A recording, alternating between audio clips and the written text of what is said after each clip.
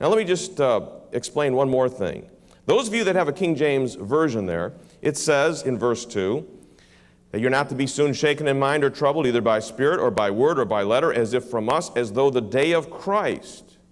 Now in some of the later King James versions, they have already switched it over to the day of the Lord. Some of you might have a little footnote, and if you look in the margin, it says the day of the Lord.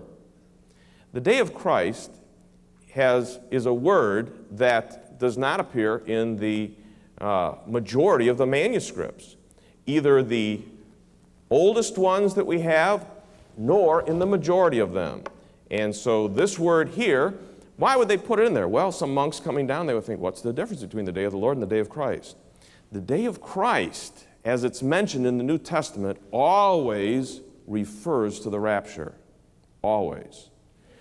So the fact is, when you look at this, just realize that that can throw you off right there, but it is being revised as the different revisions come out on even King James Version. But the first thing that I want you to see is that the first reason I don't think that we're going to go through the tribulation is that the Thessalonians wouldn't have been worried if the rapture was still coming up and they thought they were in the day of the Lord. The only reason they were worried is because they thought they had missed it and now they were going to somehow face the wrath of God. So that's the first reason.